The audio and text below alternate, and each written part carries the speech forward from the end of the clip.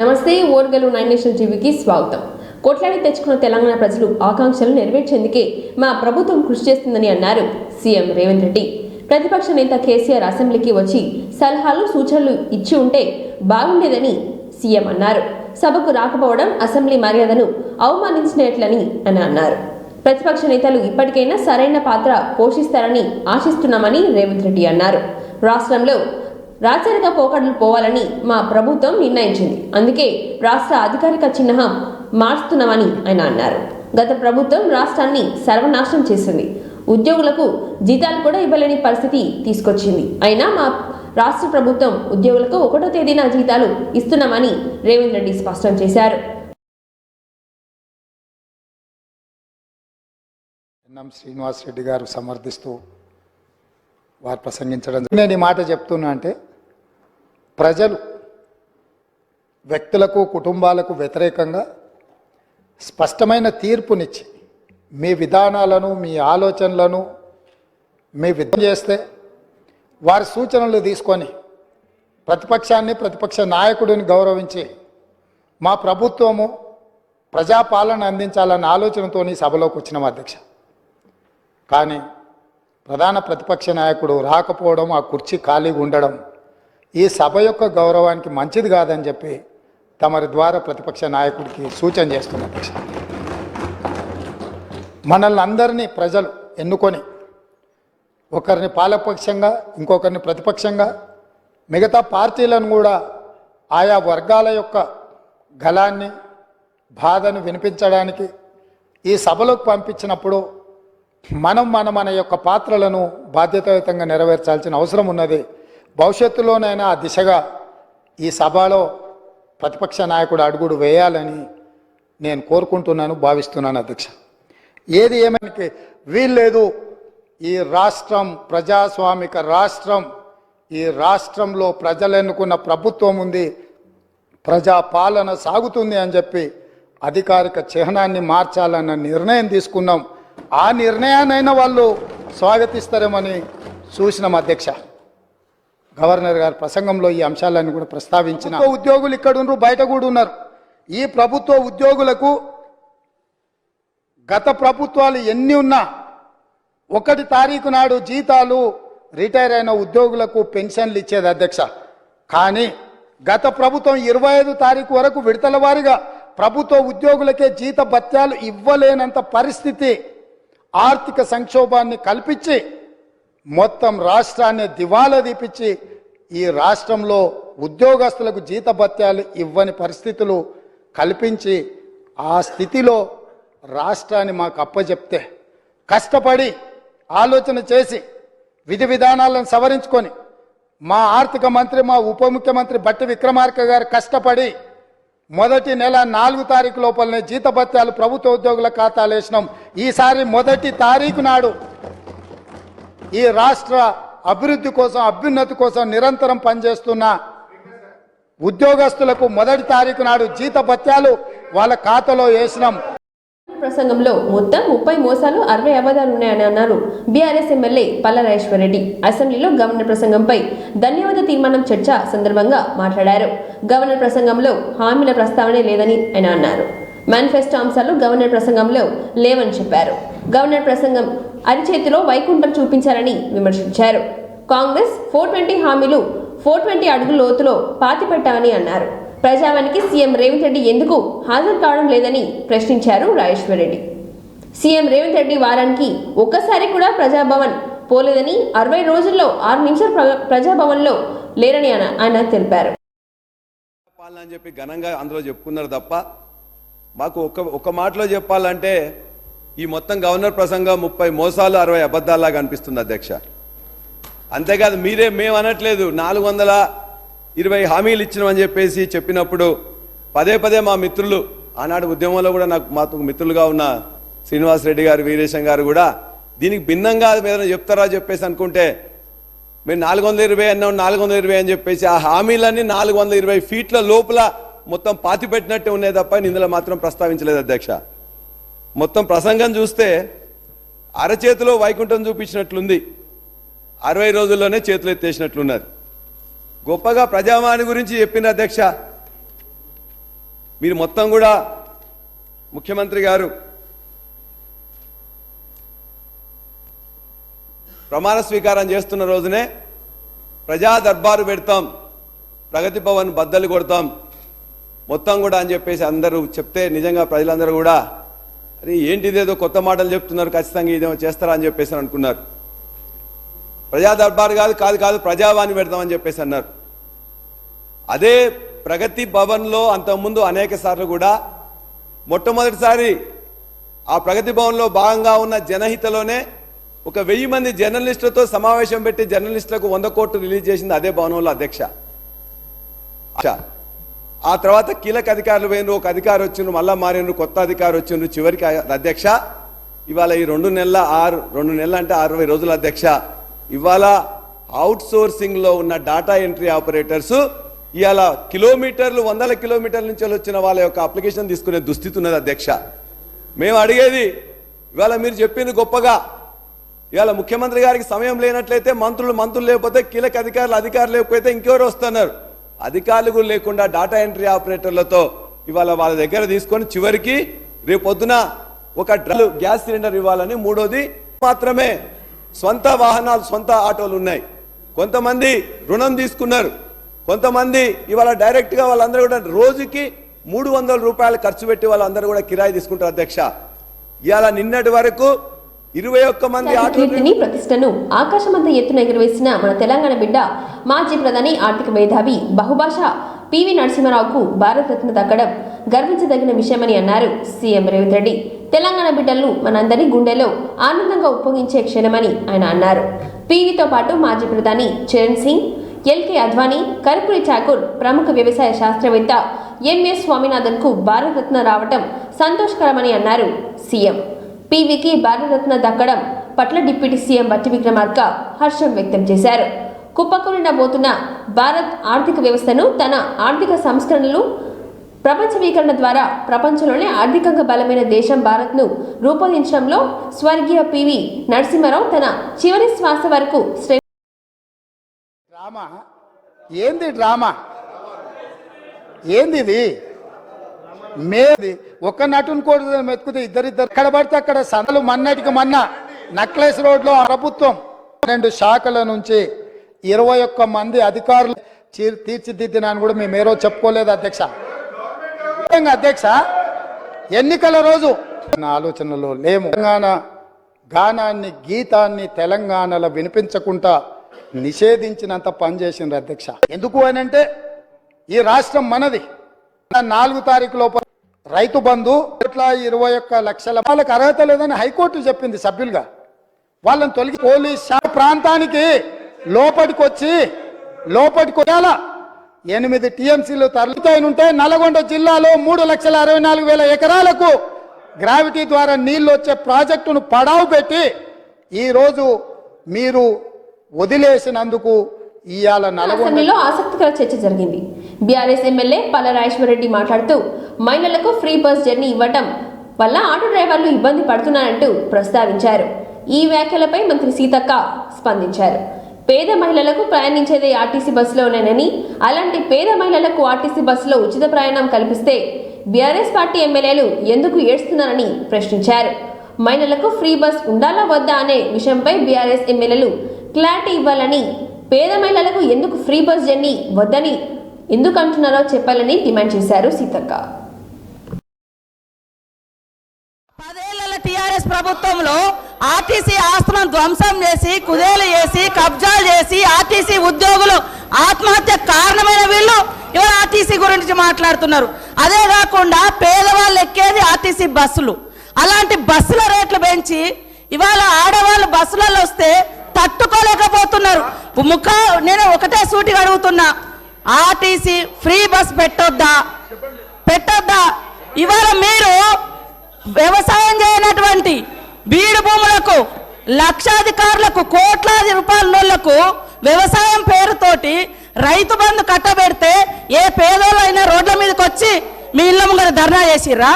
ఈ రోజు ఆటోలను ముందు పెట్టి మీ అధికారం రావాలని ఎప్పుడు మీరు సెంటిమెంట్లను వాడుకొని ఒకరిని ముందు పెడతారు, ఆ తర్వాత మీరు వెనక నుంచి వస్తారు. ఇది మీ నైజం.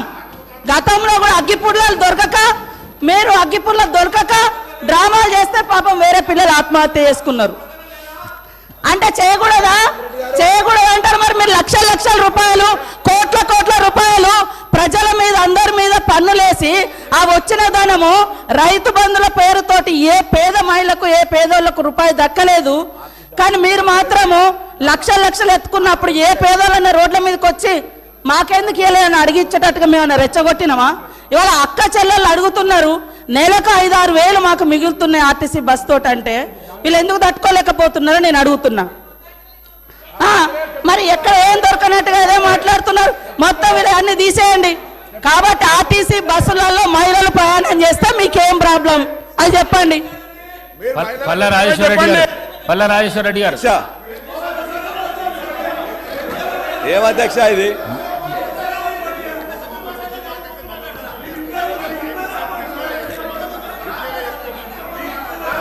అధ్యక్ష, ఇప్పుడు ముఖ్యమంత్రి గారిని తెలుగు రాష్ట్రాల వ్యాప్తంగా మన ఓర్గన్ 9 న్యూస్ ఛానల్ కి జిల్లా స్థాయి నియోజకవర్గంలో అనుభవం కలిగిన జర్నలిస్టు కావాలను 9494825960 నెంబర్కి సంప్రదించండి.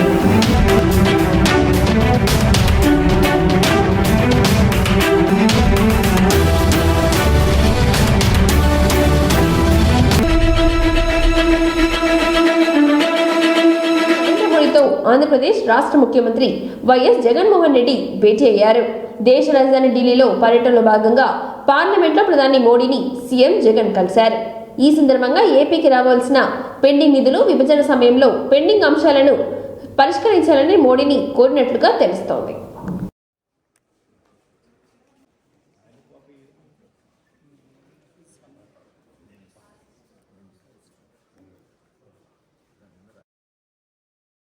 So just one comment, sir, on Bharat Ratna for PV Narasimha Rao, sir. Bharat Ratna for PV Narasimha Rao, sir, for a Telugu person, sir. PV Narasimha Rao. Sir, he was Sir, what do you say, Bharat Ratna? Mr. Reddy, sir, he was a stalwart. How do you see? Do you think that he will become the next CM? Do you think he will become the next CM? Sir, just one comment, sir, on Bharat Ratna for PV Narasimha Rao, sir. Bharat Ratna for PV Narasimha Rao, sir, for a Telugu person, sir. PV Narasimha Rao. Sir, he was Sir, what do you say, Bharat Ratna?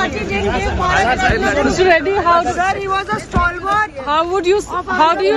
Hyderguda MLA quarters నుంచి ఆటోలో చెలో assembly ఉద్రిక్తతకు దారితీసింది.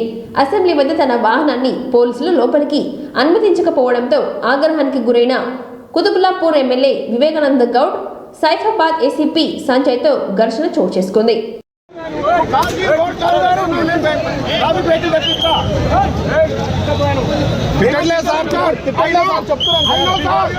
నాకు తిట్టడం రాదు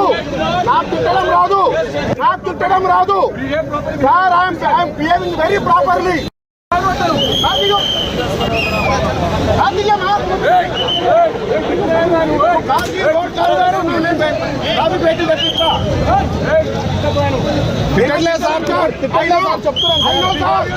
నాకు తిట్టడం రాదు.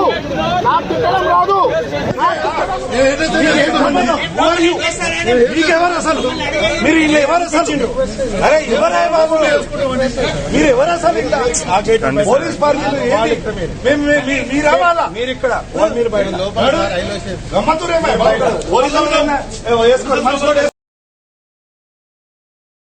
ఏంటయ్యా మహాపుణ్యక్షేత్రం అయిన నీ ఆలయంలో ఏంటి అపచారం? శ్రీశైలం భక్తులు ఇప్పుడు అదే అంటున్నారు. శ్రీశైలం వచ్చిన ఓ భక్తుడు శివయ్య దర్శనం తర్వాత ఆలయంలో పులిహోర ప్రసాదం కొనుగోలు చేశాడు. అక్కడే ఆ ప్రసాదాన్ని తింటుండగా అందులో చికెన్ ఎముక వచ్చింది. శాకాహారం ఎంత నిష్ఠగా తయారు చేసే పులిహోర ప్రసాదంలో మాంసం ఎముక రావటం కలకలం రేపుతోంది. పూర్తి వివరాలకు వెళ్తే శ్రీశైల మల్లికార్జున స్వామి వారి ఆలయ పరిధిలోని అమ్మవారి ఆలయం వెనుక బ్రహ్మానందరాయ గోపురం వద్ద ప్రసాదాల పంపిణీ నిర్వహించారు. ప్రసాదం స్వీకరించిన భక్తులు హరీష్ రెడ్డికి పులిహోరలో మాంసపు ఎముక కనిపించింది. దీంతో తీవ్ర ఆగ్రహానికి గురయ్యారు. దేవస్థానం అధికారులకు లిఖితపూర్వకంగా ఎముక ముక్కలను చూపించి ఫిర్యాదు చేశారు. పవిత్రమైన పుణ్యక్షేత్రంలో ఆ అపచారం ఏంటని సదరు భక్తుడు ప్రశ్నించారు.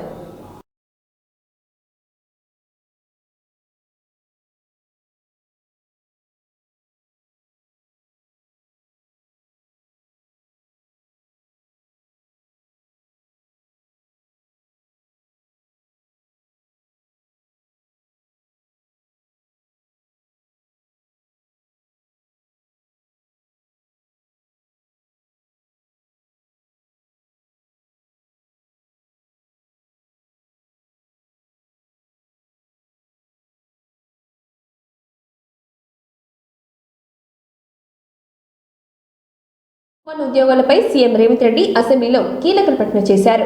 తొందరలోనే గ్రూప్ 1 నోటిఫికేషన్ వేస్తామని సీఎం రేవంత్ రెడ్డి అన్నారు. గ్రూప్ 1 ఏజ్ లిమిట్ పెంచుతున్నట్లుగా ప్రకటించారు. 46 ఏళ్లకు పొడిగిస్తున్నట్లుగా తెలిపారు. గత ప్రభుత్వం నిరుద్యోగుల పట్ల నిర్లక్ష్యం వహించిందని, నోటిఫికేషన్ ఇచ్చిన పేపర్ లీకేజ్లో నిరుద్యోగ యువత జీవితాలతో ఆడుకుందని రేవంత్ రెడ్డి విమర్శించారు. తమ ప్రభుత్వంలో ఖచ్చితంగా ఉద్యోగాల భర్తీ చేయబడతామని ఆయన అన్నారు. త్వరలో పోలీస్ శాఖలో ఉద్యోగాలు భర్తీ చేస్తామని సీఎం తెలిపారు. మరో 15 రోజుల్లో 15,000 పోలీస్ ఉద్యోగ నియామకాలు చేపడతామని ఆయన స్పష్టం చేశారు. అదేవిధంగా తెలంగాణ వ్యాప్తంగా ఉన్న యూనివర్సిటీలో వైస్ ఛాన్సలర్ నియామకాలు చేపడతామని హామీ ఇచ్చారు సీఎం. వాళ్ళని తొలగించడానికి కొంత ఆలస్యమైంది. వాళ్ళ వెనకాల కూడా మరి మీరే ఉన్నారా అంటే నాకు తెలియదు, అది మీరు చెప్పాలి ఉన్నారో లేరో. ఏదేమైనా వాళ్ళని తొలగించడము, కొత్తగా నోటిఫికేషన్ ఇవ్వడం, కొత్తగా ఆహ్వానించడం, చైర్మన్గా అదేవిధంగా సభ్యులుగా నియమించడం, ఇదంతా కూడా ఒక ప్రాసెస్. ఇదే కాకుండా గతంలో ఇచ్చిన నోటిఫికేషన్లకు కూడా ఎంతసేపు మీ ఉద్యోగాలను రెన్యువల్ చేసుకోవాలన్న ఆలోచనలో పడి ఆ తాపత్రయంలో మీరు వాళ్ళ ఉద్యోగ నియామకాలు చేపట్టకపోవడం వల్ల వైద్య ఆరోగ్య శాఖలో మీరు నియామకాలు చేపట్టకుండా వదిలేస్తే మేము వచ్చి ఆ సమస్యలు పరిష్కరించి పెద్దలు దామోదర్ రాజనరసింహ గారు మొట్టమొదట ఆ కార్యక్రమాన్ని చేపట్టి 6,956 స్టాఫ్ నర్సు ఉద్యోగాలు ఎల్బీ స్టేడియంలో నియామక పత్రాలు వాళ్ళకి అందజేసినాం అధ్యక్ష.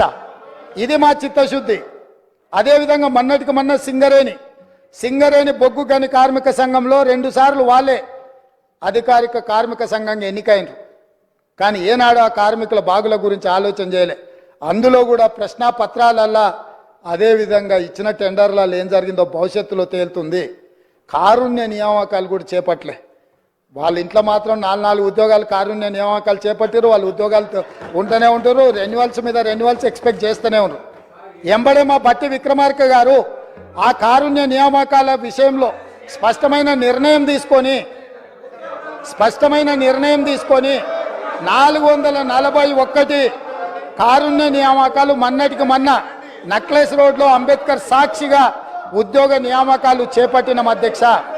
అదేవిధంగా పోలీస్ డిపార్ట్మెంట్లో నియామకాలు చేపట్టాల్సిన చర్యలు వాళ్ళు చేపట్టకపోవడం వల్ల 15,000 పోలీసు ఉద్యోగ నియామకాలు వాళ్ళు ఇట్లనే అరిసి గోలబెట్టినా, వీళ్ళు ఇట్లనే అరుచుకుంటూ కూర్చున్నా తొందరలోనే పోలీస్ శాఖలో 15,000 పోలీసు ఉద్యోగ నియామకాలు చేపట్టి మా చిత్తశుద్ధిని నిరూపించుకున్న బాధ్యత మా మంత్రివర్గం తీసుకున్నది. వాళ్ళు అరిసి గోలబెట్టిన, చొక్కాలు చించుకున్న 15 రోజుల్లో వాళ్ళు అడ్డం పడ్డా సరే 15,000 నియామకాలు పోలీసులను చేపట్టి నిరుద్యోగ యువకులను ఆదుకునే బాధ్యత మేము తీసుకుంటాం అధ్యక్ష.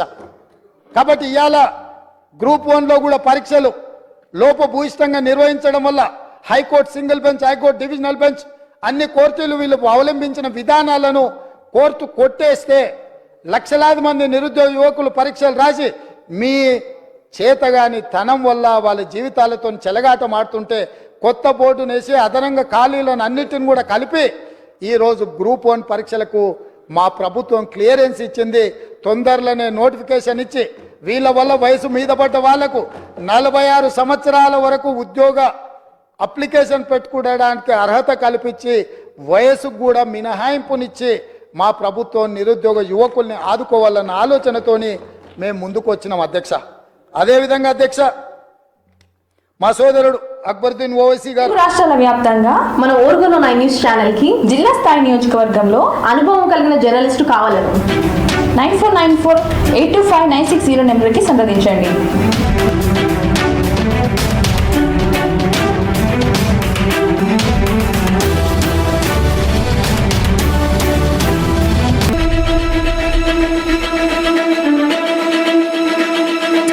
తెలుగు రాష్ట్రాల వ్యాప్తంగా మన ఓర్గనో 9 న్యూస్ ఛానల్ కి జిల్లా స్థాయి నియోజకవర్గంలో అనుభవం నుండి 24 వరకు జరిగే మేడారం మహాజాతరకు మంత్రి సీతక్క అన్ని ఏర్పాట్లు పూర్తి చేశామని అన్నారు. అత్యంత వైభవంగా సమ్మక్క సారలమ్మ జాతర నిర్వహిస్తున్నామని ఆమె తెలిపారు. గురువారం రాత్రి మేడారంలో మంత్రి సీతక్క జిల్లా కలెక్టర్ ఎస్పీలతో కలిసి అమ్మవార్ల గద్దెల వద్ద ఏర్పాట్లను పరిశీలించారు. 4,000 మంది పారిశుద్ధ్య కార్మికులు, వైద్య శాఖ నుంచి 30 ప్రత్యేక హెల్త్ క్యాంపులు, అంబులెన్స్లు, ఆర్టీసీ మహిళా సిబ్బందికి టికెట్ కౌంటర్ల వద్ద ప్రత్యేక వసతి సదుపాయాలు ఏర్పాటు చేసినట్లుగా చెప్పారు. ఆర్ఎండ్బి ఆధ్వర్యంలో 14 క్లస్టర్లు 279 యూనిట్స్ ద్వారా 5,532 టాయిలెట్స్ ఏర్పాట్లు చేసినట్లుగా ఆ జిల్లా మంత్రి తెలిపారు. వివిఐపీలకు తాకిడితో సాధారణ భక్తులకు ఎలాంటి ఇబ్బంది కలగకుండా జాగ్రత్తలు తీసుకున్నామని అన్నారు.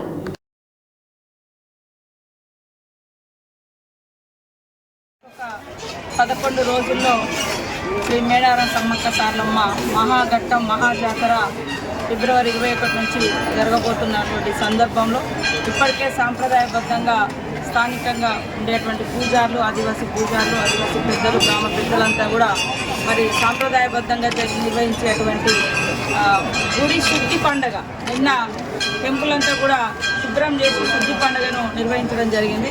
నెక్స్ట్ వచ్చే బుధవారం మండమెలిగే పండుగ ఉంటుంది. ఆ తర్వాత వచ్చేటువంటి బుధవారం నుంచి మహాఘట్టము మరి మహాజాతర భక్తులు ఎదురు చూసేటువంటి మహాజాతర బుధవారం అంటే ఫిబ్రవరి అని, అదేవిధంగా అధికార యంత్రాంగం కానీ మరి ఇక్కడ అన్ని రకాల అధికారులు అందుబాటులో ఉండి ఎప్పటికప్పుడు వచ్చిపోయేటువంటి భక్తుల యొక్క సౌకర్యార్థం ఏర్పాట్లను కూడా సమీక్షిస్తూ ఉన్నారు. కలెక్టర్ గారు, ఎస్పీ గారు, పిఓ గారు, అదేవిధంగా ఎండోమేటు, అడిషనల్ కలెక్టరు, ఇతర పోలీస్ అధికారులు. నిజంగా గతంలో ఇంత రష్ ఇంత ముందు నుంచి రోడ్డు ఉన్నప్పటికీ జాతర యొక్క పరిస్థితి ఇప్పటికే సంతరించుకున్నది. ట్రాఫిక్ అంటే అన్నీ కూడా సులభంగా అయ్యే విధంగా పోలీస్ యంత్రాంగం కూడా ఎప్పటికప్పుడు మానిటరింగ్ చేస్తున్నటువంటి పరిస్థితి, ఎక్కడ కూడా ఇబ్బందులు లేకుండా. ఏదైనా చిన్న ఇబ్బందులు ఎక్కడైనా తలెత్తినా కూడా వెంటనే మరి మనకు ఆల్రెడీ సీసీ కెమెరాలతోటి మొత్తం నేషనల్ హైవేస్లో దాదాపుగా 500 పైన సీసీ కెమెరాలను పెట్టి కూడా ఎప్పటికప్పుడు జిల్లా ఎస్పీ గారు, సంబంధిత పోలీస్ అధికారులు మరి వాటి ద్వారా కూడా పర్యవేక్షణ చేస్తూ ఉన్నారు. కాబట్టి వచ్చిపోయేటువంటి భక్తులకు ఎలాంటి ఇబ్బందులు లేకుండా మేము కూడా ఎప్పటికప్పుడు అధికారులతో సమీక్షలు నిర్వహించుకుంటున్నాం. ఎలాంటి భయం లేకుండా భక్తులందరూ స్వేచ్ఛగా సంతోషంగా కుటుంబంతో తరలి రావాల్సిందిగా పేరున కోరుకుంటా ఉన్నాం. అందరికీ మా స్వాగతం, సుస్వాగతం. వార్తలు సమాప్తం. మరిన్ని వార్తలతో మళ్ళీ కలుద్దాం. చూస్తూనే ఉండండి ఓర్గలు 9 నేషనల్ టీవీ.